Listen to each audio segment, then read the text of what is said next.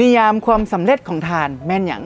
ทานต้องได้หยังต้องมีหยังต้องเป็นหยังและสามารถแบ่งปันหยังให้แก่สังคมทานจึงสามารถบอกตัวของทานเองว่าทานประสบผลสำเร็จสูงสุดของชีวิตแล้วสำหรับครูเซงแล้วนิยามคำว่าความสำเร็จนั่นบ่เพียงแต่ได้เงินและได้ความมั่งคั่งมีเพียงแต่อย่างเดียวความสำเร็จของครูเซงหมายถึงการมีอิสรภาพทางเวลาการมีอิสรภาพทางสุขภาพการมีอิสรภาพทางความคิดการมีอิสรภาพทางจิตวิญญาณอยากได้หยังอยากเฮ็ดหยังอยากเป็นหยังและอยากแบ่งปันหยังให้แก่ไผเวลาใดตอนใดก็ได้นั่นเป็นนิยามความสำเร็จของครูเซงซึ่งครูเซงเชื่อมั่นเสมอว่านิยามความสำเร็จหรือว่าความสำเร็จนั้นต้องเกิดจากภายในของเราก่อนจึงสามารถไปสร้างความสำเร็จภายนอกได้ซึ่งความสำเร็จภายในมันหมายถึงการพัฒนาตนเองทางด้านการฝึกฝนการมีระเบียบวินัยกับตนเองการฮักตนเองเชื่อมั่นตนเองศรัทธากับตนเองการเป็นเนื้อแท้กับตนเองการฝึกฝนความมั่นใจภายในจิตใจของตนเองการมีเป้าหมายนั้นตนเองการรู้จักจุดเด่นจุดแข็งจุดขายของตนเอง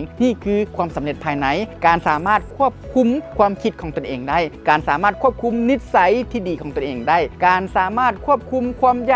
ากบ่ให้ไปเฮ็ดสิ่งที่บ่ดีแล้วการควบคุมให้ลงมือเฮ็ดทันทีเกี่ยวกับนิสัยที่ดีๆนั่นก็คือความสำเร็จภายในแล้วเฮาสร้างความสำเร็จภายในได้เรียบร้อยแล้วเฮาจึงไปสร้างความสำเร็จภายนอกความสำเร็จภายนอกหมายความว่าการสร้างอิทธิพลเชิงบวกให้แก่ผู้อื่นการสร้างอิทธิพลเชิงบวกให้แก่สังคมการให้คนอื่นฮักเฮาให้คนอื่นศรัทธาเฮาให้คนอื่นไว้วางใจเฮาการให้ลูกค้าไว้วางใจเฮาการให้ครอบครัวและพี่น้องป้องไปไว้วางใจเฮาและเชื่อถือเฮานี่คือการสร้างความสำเร็จภายนอกซึ่งว่าการสร้างความสำเร็จภายนอกนั่นบ่ว่าจะเป็นการฝึกฝนทักษะการสื่อสารกล้าเว้ากล้าว่ากล้าแสดงออกทักษะในการขายทักษะในการตลาดทักษะในการเรียนรู้เทคโนโลยี AI หรือว่าทักษะในการเป็นผู้นำต่างๆนี่ก็คือความสำเร็จภายนอกซึ่งว่าการสร้างความสำเร็จภายในและการสร้างความสำเร็จภายนอกนั้นต้องได้สร้างเคียงคู่กันไปครูเซ็งเป็นกำลังใจให้ทุกๆคนสร้างความสำเร็จในแบบของทานเองขอบใจ